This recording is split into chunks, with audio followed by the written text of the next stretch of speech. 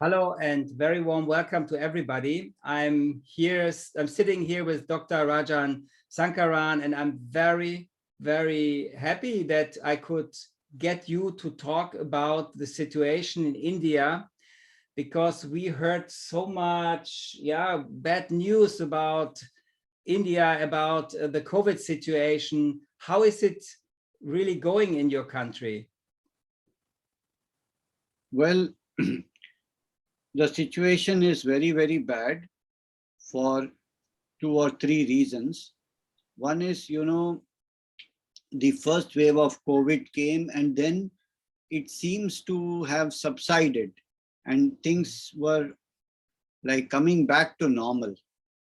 So what people say here is that um, Indians took it too easily at that point, and they thought that everything is finished, the COVID is over. Mm-hmm. And months of very bad, severe lockdown gave way to a kind of loss of patience, and people wanted to go out and party, and all the traveling, and all of these things happened, weddings and parties and all of that, restaurants, and that is one factor. The second factor is they say that new mutant varieties started appearing and Indian mutant strains also started coming. The third thing that happened was that the poorer people got less affected this time in the second wave, because it looks like that the first wave affected them in a very big way, and they developed a kind of a very, very high percentage of seropositivity, and therefore a kind of a herd immunity. It's now the people from the high-rise buildings and the middle class, upper middle class, and rich people who are very, very severely affected, because they are the ones who, were isolated and they were safe, and suddenly they threw safety to the winds and they went out. Mm-hmm. And so they are affected in a big way. And finally, I think, there were 2 or 3 big events that happened. One was called the Kumbh Mela, where in North India, nearly 4 million people gathered for a religious festival. Mm-hmm. And I think this was also a super spreader. And then there were elections held in 4 states of India. And these election rallies attracted hundreds and thousands of people. And there was no safety precaution either in those rallies or in this religious festival. So this also was one of the reasons. And for all these reasons, which I just enumerated, the second wave started somewhere in mid-February, March, and shot up. Now it is like 3 times higher than the first wave. If you see the graph, it's, it's going like this and then skyrocketing. Mm-hmm. And nearly vertical spiral.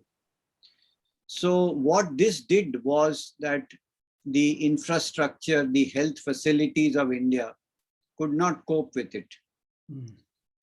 You see, our government, in its benevolence and good, spirit, thought COVID is almost finished. So we started exporting vaccines to many, many countries, and also drug medications. Mm-hmm. And when it hit us, when the second wave hit us, we were short of hospital beds, ventilators, oxygen, and we were short of medication. And it is just pandemonium now. It's chaotic because we are short of everything. And the worst part is that when people die, it's difficult to find a place to even do their funeral, because in Hindus you have to burn the bodies, and the funeral places are completely busy. So I have heard stories that people had to wait in a queue with the dead body for nearly 40 hours before they could get to burn their relative. Mm-hmm. and there are no ambulances to even take the bodies, and people are dying without oxygen because oxygen is in short supply and hospital beds and everything. So it's a very, very, I think it's the biggest crisis that India has ever faced. Mm. So they say it's not a second wave, it's a tsunami. It's like a storm. And the other thing, of course, is that there seems to be a difference between the first wave and the second wave. And the difference is as follows, that this time it is far more infectious than the first one. So in the first wave, we had people in the same house, one person would have COVID and 2, 3 people would be okay. Even they had contact and all of that. But in this wave, if one person in the house has it, the entire family has it. Mm-hmm. So this is a big difference. It's far more infectious. This we know for sure. And the second thing is, it is at least as deadly as the first one, if not more. And the third is that it is affecting symptomatically younger people also, and also children. So we have a lot of children. I heard from a pediatrician that he admitted a 6-week-old baby with symptoms of COVID. Mm-hmm. And I have heard reports that even younger people, the mortality is quite high this time. So this is a very big difference. And the difference as a clinician, what I see, because I treat cases of COVID, when they approach us. And what I found is that this time the deterioration is very, very rapid. Mm-hmm. That means there is a kind of a total collapse and death that occurs very quickly. Of course, not in all cases. By and large, many cases recover. Mm-hmm. But when there is a collapse, this collapse is much faster than the first. Because I have treated COVID cases in hospital in the last wave, and patients would, they would get from bad to worse to worse to worse to worse over a period of a few days. Mm-hmm. But here, I can give you the example of a colleague of mine. This was a very shocking incident. His name is Dr. Ashok Mohanty. He's one of the most popular speakers of homeopathy, teachers of homeopathy in this country. Very, very popular, very nice man. He's a friend of mine. I knew him very well. In fact, we have given seminars together. And I've invited him many times to the other song to teach, and he has accepted. And, we had a good connection. And the shocking thing is that on Thursday, as a part of the homeopathy week, we invited him to speak, and he spoke in a webinar on Thursday for 2 hours, and it was watched by more than 1,500 people live, and there was not a single sign of any illness. Mm-hmm. He was speaking, laughing, talking, no problem. He had no symptoms. That was on Thursday. Friday or Saturday, he developed symptoms. Sunday, it worsened. Monday morning, he was admitted. Monday night, he was dead. Oh, wow. This is the rapidity. And I've heard these cases again and again, that the deterioration is very, very fast. The collapse is sudden. Another thing that I heard from 2 cases that I observed actually is that in the morning, the man is, I can give you a typical example. This was the father of my colleague. He developed some cough and this, so he was tested positive. He was admitted in the hospital the previous day. The next morning, the daughter, who is my colleague, she visited him, and she had a, all with PPE kit and all of that. And she was talking to him, and he said, I don't need food from home. This food is quite good. And, don't keep so many of my bags here. I'm not going to stay here too long. I'm coming home. And you can, don't crowd this place and all. And he was talking and smiling. In the night, he was dead. Mm-hmm. Mm-hmm. So there's a very rapid downturn. And yes, so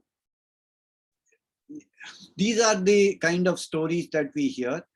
And as far as the homeopaths are concerned, so the one more thing, of course, is vaccination has been introduced now. And from the 1st of May, everybody over the age of 18 in India will have access to vaccination. But we don't have vaccines. We are in short supply.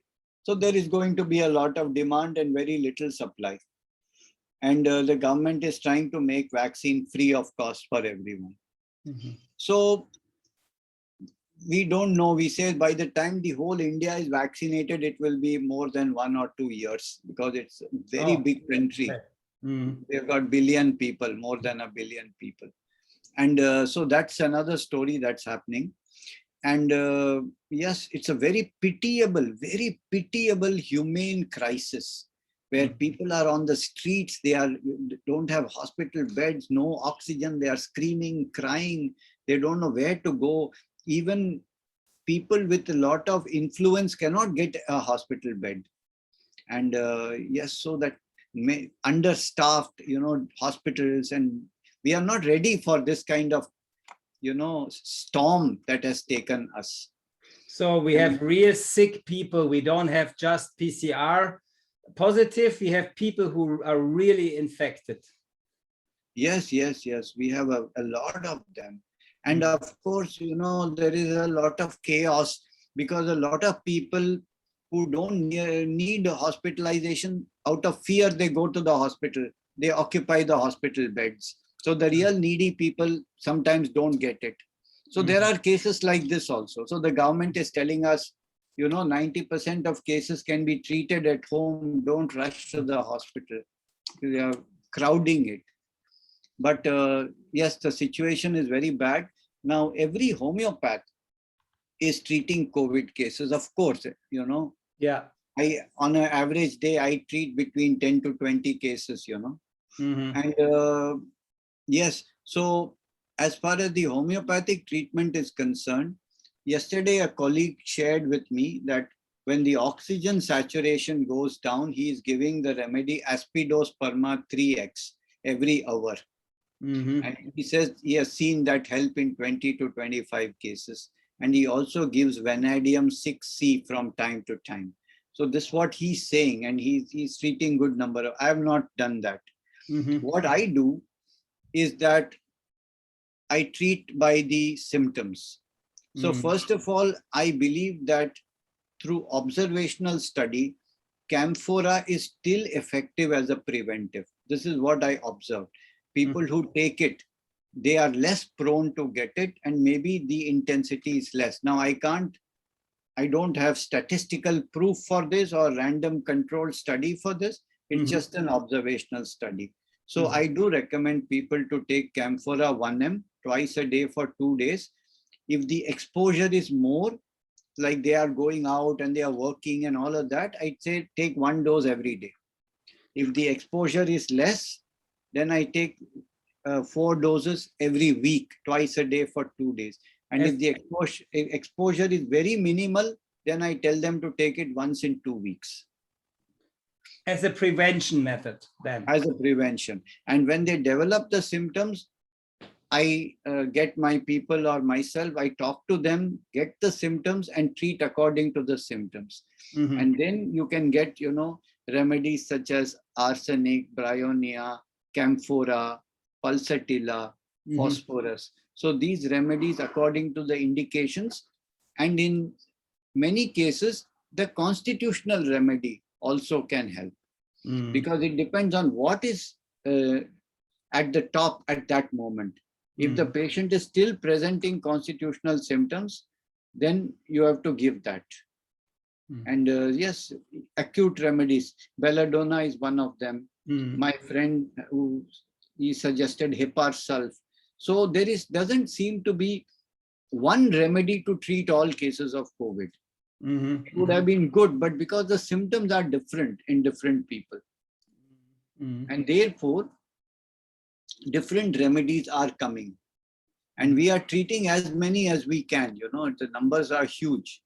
So what I did, I put out a small, message that as an immune booster, you can take arsenic, bryonia, camphora, and pulsatilla based on the indications.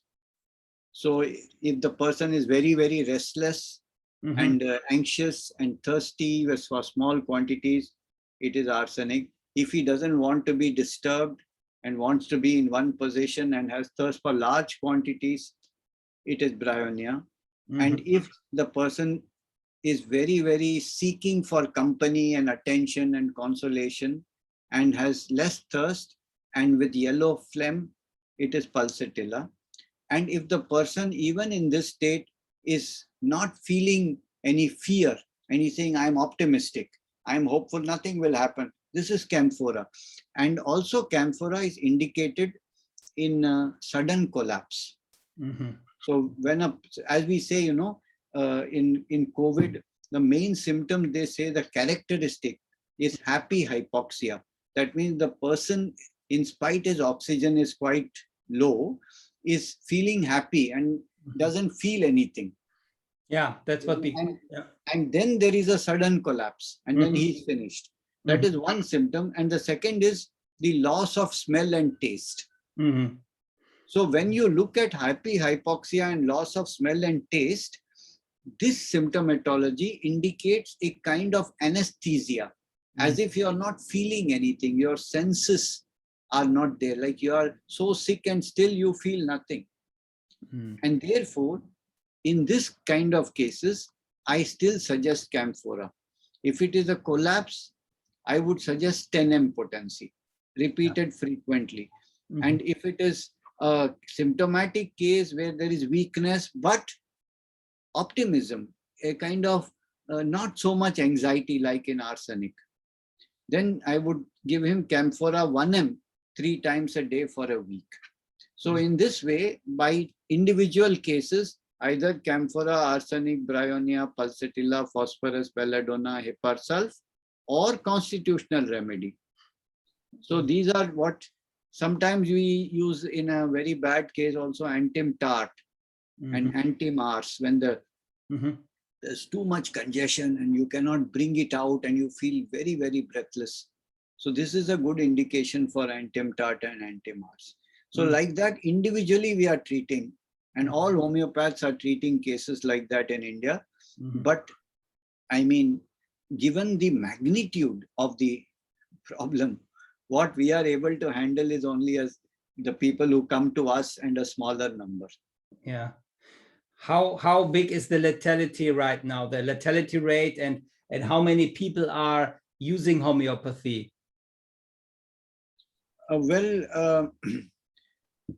I think those people who have faith in homeopathy and who have been taking homeopathy in their life, they go to the homeopath. If the symptoms are not too severe, they stay with homeopathy. But if there's even a slight increase of symptoms, then they either get hospitalized or they take, antiviral, antibiotics, sometimes steroids, etc., etc. And they combine it with homeopathy because the situation is quite a panic. Because you can lose your life. So at that point, not too many people will stick only with homeopathy. They will, if the condition gets a little intense, they would like to take everything possible. And the delicate question, what do you believe about the vaccination, and which kind of vaccination is given in India? Well, in India, we have 2 types of vaccine. One is the counterpart of the AstraZeneca vaccine. That is, we call it as Covishield.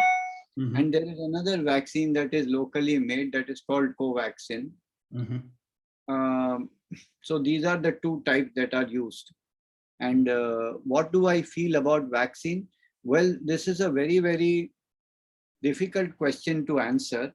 And I must present both the sides of the story, because from whatever I have heard, and that there are countries where vaccine seems to have produced a significant effect on the incidence and the mortality of COVID.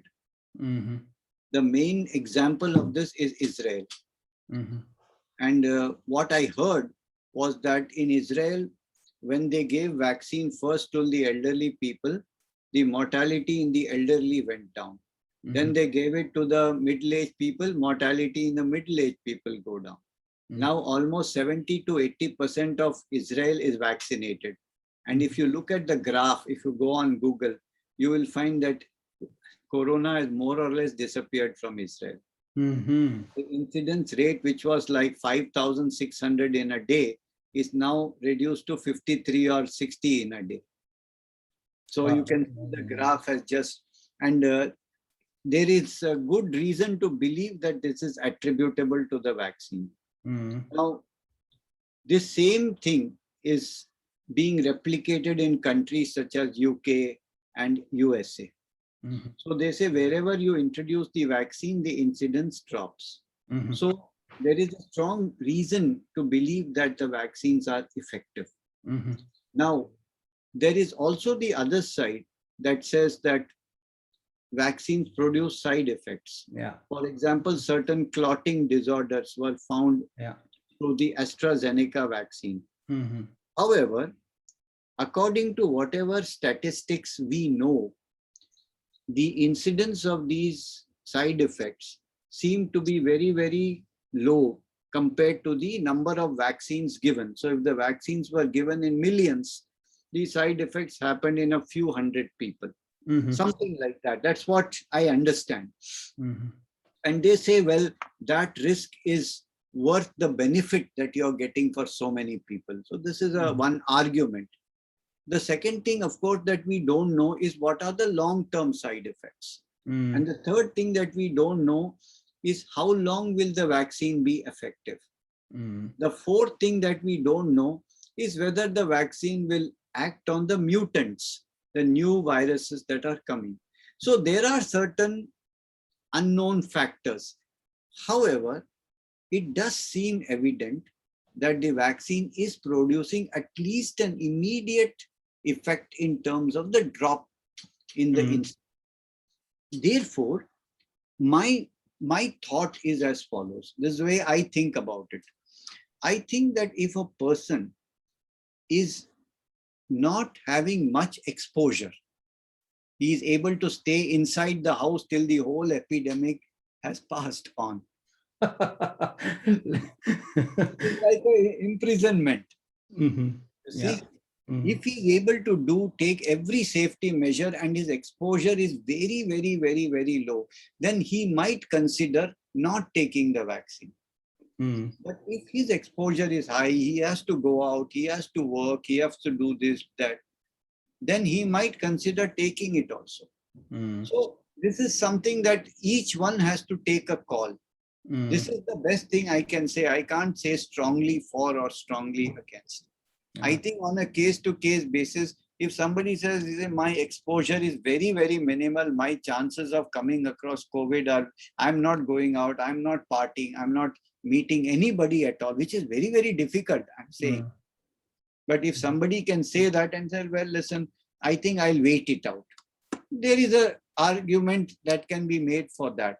Mm. On the other hand, if you are going out, you're getting exposed, and if you feel that your chances of getting COVID are reduced greatly by the vaccine. Of course, the other thing I must say that because even the best vaccine is not 100% effective, and therefore, one should not take a vaccine and have a false sense of immunity and you go without a mask and without any, distancing, and you do. This is also can be dangerous. That's what happens here. People who are vaccinated, they just drop their mask and forget about it. So how is the situation there in Germany? Yeah, we have also high incidences here, and it's more than it's between 100 and 170, sometimes even more, and also some hospitals say that there are more people in need to have developed high symptoms and need more treatment. but we have a lot of PCR positive people here, so who don't feel anything, and but they are positive because everybody gets tested here. Yeah. Is there a second wave that is there going on right now? Yeah. It's also, we have also a wave, but it's not that dangerous as I hear from India. You know, it's not that dramatic. I mean, here we also have many people who are afraid of the long-term effects of the vaccination, and that's me as well. I also okay, I'm not totally like that, but I'm also thinking, how will it be in 1 year? And if another mutant is coming, and I get, because now they plan to vaccine us every 6 months. Right. So, and I believe if our immune system is not strengthened and we get another vaccination and another vaccination and another, I don't think that it will be healthy for us. Yes, I instinctively one feels that, this kind of influence on the immune system may not always result in the best effect. It can cause problems. But, in India, the situation is that so many people are dropping dead every day that it seems as if anything is better than that, Even if you have to suffer side effects, is better than dying. This is a kind of psychology that people have, and I don't blame them for that. No. We hear every day, Yesterday a famous singer died. Today I heard 2 or 3 people died. We have lost. I lost 3 of my colleagues, homeopathic colleagues. Praful Vijaykar died of COVID-related complications. Yes. Yeah. I myself, I had it already last autumn, and I got, it was for me like a flu, like 10 days. It was not easy, but it was also not that bad. I had worse flus already, but luckily, Matthias, most people it is like that. So it is the odd case that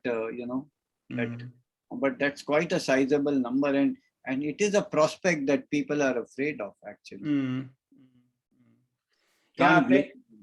Yeah, thank you for sharing, because it is important. People are really confused here at the moment. They don't know what to do. Shall I go to the vaccination or not? What is more dangerous? Everybody is really worried. What is, how bad is it in reality, and how bad, people are a bit, they are not so certain.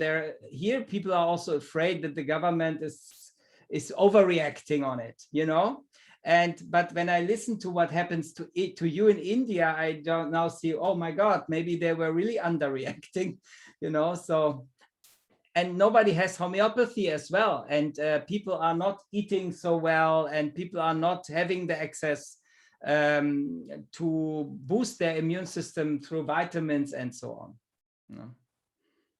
So I would suggest to everybody to, first of all, stay safe. Don't take it lightly, because our experience in India is not good. So whatever, even if it has some chances of stopping COVID, do it in terms of mask, in terms of social distancing, in terms of keeping fit, in terms of, eating right, in terms of reducing your stress, in terms taking correct homeopathic remedy also. You take a preventive, whatever you believe. I believe in camphora, you may believe in something else. But I think more than one remedy could act as a preventive, because it is close enough to the disease, you see. So you take that preventive, and then take a call on vaccination depending on the risk factor that you are facing. And take a call. And the main thing about COVID is that it is extremely unpredictable. Nobody knows what it's. We thought we had got rid of it, and now it has hit us like a huge shock. You see, so we don't know when the second wave will go, third wave will come, mutants will come. God knows, or maybe it completely disappears. So the future is. I don't think there's anybody on earth who knows what's going to happen. No, nobody. It's because all predictions are proving false. Yeah. They are making models after models. It is going to peak, it is going to go, but the virus doesn't seem to understand the scientists at all. It is doing what it wants. Yeah, yeah, it's true. Thank you so much. We can stay safe and work on whatever can help our immune system. I think Yeah. it is good homeopathy, good diet, good exercise, and stress-free mind. Mm. These all things can help. That definitely we should do. I think that is also very, very important because we were a very stressed society and we were so out of ourselves in the world. We were not at home. And of course, then such a virus can also affect us easier because if the stress is in the cells, how can they work? No. Yeah. Good.